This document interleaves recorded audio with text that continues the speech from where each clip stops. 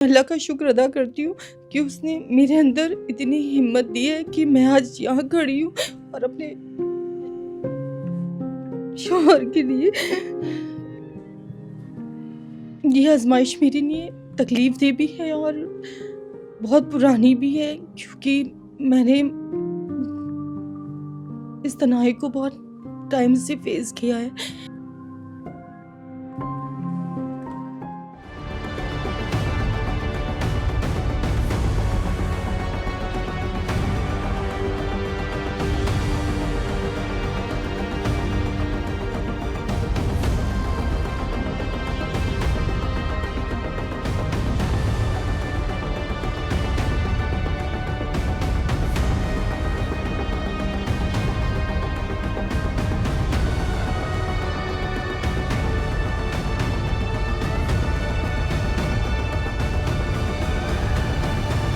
Ahead of Delhi elections, AIMIM has announced Delhi right accused Shifaur Rahman as the poll candidate from Okhla constituency. I have with me his wife. Ma'am, thanks so much for talking to NDTV. Why Mr. Shifaur Rahman is still in jail? Thank you so much.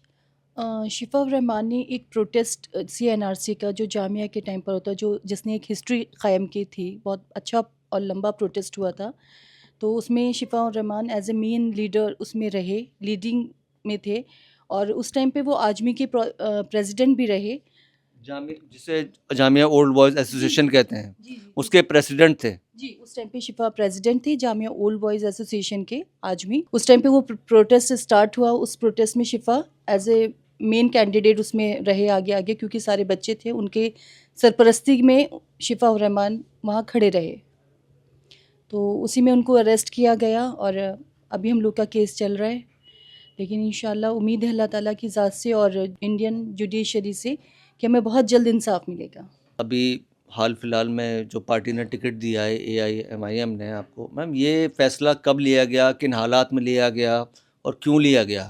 Actually हम लोग काफ़ी time से मतलब पीड़ित हैं, इन सब चीज़ों से परेशान हैं, क्योंकि पिछले ऑलमोस्ट लाइक 5 ईयर्स से मेरे हस्बैंड जेल में हैं, मेरे बच्चे हैं, मैं उनके साथ बहुत मुश्किल से सर्वाइव कर पा रही हूँ। तो हम लोग ट्राई कर रहे हैं डे बाय डे किसी ना किसी चीज़ के लिए, लेकिन हमसे जब पार्टी ने अप्रोच किया तो हम लोग के उनके कुछ प्रॉमिसेस और कुछ जो उन्होंने हमसे बात की, वो हमें कुछ लगा उस पर ट्रस्ट करने का।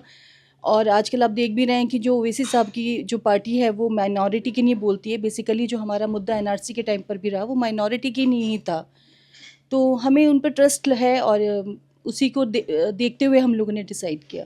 पिछले साढ़े चार साल का वक्त गुजरा है, आपने कैसे अपना वक्त गुजारा? किस तरह से आप बता रही हैं कि मैं अपने बच्चों के साथ अकेली रहती हूँ, किस तरह से आपने अपना वक्त गुजारा यहाँ पर? तन्हा रहने का, अकेले रहने का जो एक्सपीरियंस है वो मेरा अब का नहीं, बहुत पुराना है। क्योंकि जब मैं क्लास 9th में थी तो मेरी वालदा एक एक्सीडेंट में एक्सपायर हो गई थी। उसके 2 साल बाद मेरे father, in fact 2.5 years after 2.5 years मेरे फादर एक्सपायर हो गए। फिर मेरे बड़े भाई मेरे सरपरस्त बने, उन्होंने फिर मेरा एडमिशन अलीगढ़ में करवाया। और जब अलीगढ़ में एक संडे जो हम लोग का विज़िटिंग डे रहता है, तो उस दिन सबके पेरेंट्स जब अपने बच्चों से मिलने आते थे, तो मेरे लिए वो संडे बहुत लोगों के लिए वो संडे बहुत खुशी का होता था, मेरे लिए तकलीफ़देह होता था। क्योंकि मेरे कानों को भी इंतज़ार रहता था कि मेरी माँ या मेरा बाप मुझसे मिलने आए, कोई आकर मुझसे कहे कि तुम्हारे पेरेंट्स खड़े हैं। और मुझे ये नहीं लगता था कि आने वाले वक्त में मेरी नहीं आजमाइश दोबारा खड़ी होगी और मेरा जान से प्यारा शौहर, मेरा सरपरस्त, इतने टाइम के लिए मुझे अकेला छोड़कर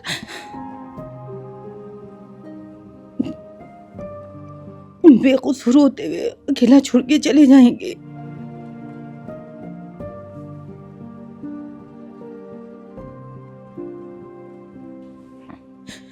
तो ये आजमाइश मेरे लिए तकलीफ दे भी है और बहुत पुरानी भी है, क्योंकि मैंने इस तन्हाई को बहुत टाइम से फेस किया है। लेकिन अल्लाह का शुक्र है कि मेरे 2 बच्चे और आप सब लोगों का साथ है, मेरे भाई हैं। लेकिन अल्लाह ताला ने कुछ रिश्ते इतने इम्पोर्टेंट बनाए हैं जो जिनके बिना बहुत मुश्किल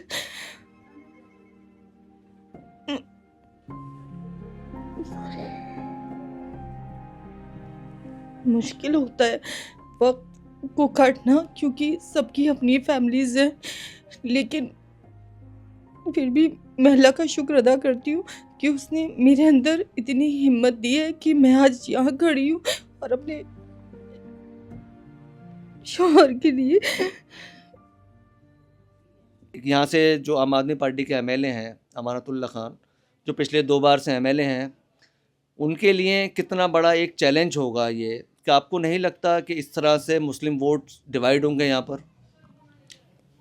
बेसिकली एक तो मैं आपको ये बताऊं कि एमआईएम पार्टी हो या कोई भी पार्टी, वो पर्टिकुलर किसी एक रिलीजन के लिए नहीं होती है। और वैसे भी जो सीएनआरसी का जो प्रोटेस्ट था, वो लोगों ने उसे पता नहीं क्यों मुस्लिम का एक रुख दे दिया था। बेसिकली वो एक माइनॉरिटी के लिए एक स्टैंड था, सभी के लिए था।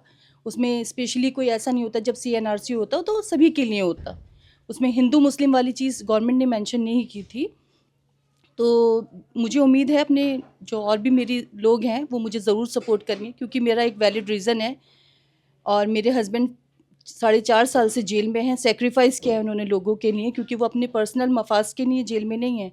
उन्होंने सीएनआरसी का जो प्रोटेस्ट था उसमें पार्टिसिपेट किया, उसकी वजह से उनको अरेस्ट किया गया। तो मुझे उम्मीद है अपने ओखला वालों से, तो मुझे कंफर्म है कि इंशाल्लाह वो मुझे सपोर्ट करेंगे और कर रहे हैं। और रही बात जहाँ तक अमानत भाई के, अमानतुल्लाह साहब से कंपटीशन की, तो डेफिनेटली हमारी जगह अगर कोई भी और खड़ा होता तो वो भी एक स्ट्रॉन्ग पोजीशन पर ही होता। ओवैसी साहब की पार्टी की बीजेपी से कोई इस तरह की डील हो गई है कि आपको सिर्फ इलेक्शन में खड़े होना है, मुसलमानों को वोट बांटना है, जीतने के लिए नहीं खड़े हुए, डायरेक्टली बीजेपी को फ़ायदा पहुँचे, इसलिए शिफा और रहमान को टिकट दिया गया है, तो इसको लेकर आप क्या कहेंगी? देखिए, जहाँ तक मुझे लगता है ये सब बहुत ही बेवकूफ़ी की चीज़ें हैं। क्योंकि अगर ओवैसी साहब बीजेपी सेकंड पार्टी जैसे कि लोग उनको बुलाते हैं, अगर इस तरह से होता तो वो किसी अक्यूज्ड को टिकट नहीं देते। क्योंकि शिफा जेल में क्यों है? एनआरसी की वजह से। तो और किस गवर्नमेंट से लड़ाई थी उन प्रोटेस्ट में, तो ये भी आप लोगों को पता है। तो उसके बावजूद अगर लोग इस तरह की बातें कर रहे हैं, तो मैं बस कोई कमेंट नहीं करना चाहती उन सब चीज़ों पर। आप इस इलेक्शन में ओखला की आवाम से क्या अपील करना चाहती हैं? मैं ओखला की आवाम से यही अपील करना चाहती हूँ। वैसे तो ये लड़ाई मैं पिछले 4.5 साल से तनहा लड़ रही हूँ, लेकिन आज मैं अपने 2 बच्चों के साथ तनहा खड़ी हूँ। और लोगों से मेरी यही अपील है कि वो मेरा साथ दें और मेरे शौहर के लिए आवाज़ बुलंद करें। क्योंकि जो ये लड़ाई है वो मेरी अकेले की लड़ाई नहीं है, हर उस औरत की लड़ाई है जो तन्हा है। ये हर उस आदमी की लड़ाई है जो बेकसूर जेलों में है। तो मैं आप सब लोगों से यही अपील करूँगी कि आज मैं अपने बच्चों के साथ तन्हा खड़ी हूँ। प्लीज़ आगे बढ़कर मेरी मदद करें और मेरे शौहर की हौसला अफ़ज़ाई करें, ताकि आने वाले वक्त में कोई घर में शिफा ना बने, कोई औरत नूरीन बनकर तन्हा अपने घर में ना रहे, और बाप के होते हुए बच्चे अपने बाप के बिना तन्हा अकेले ना ज़िंदगी गुजारें। एनडीटीवी से बात करने के लिए बहुत बहुत शुक्रिया आपका।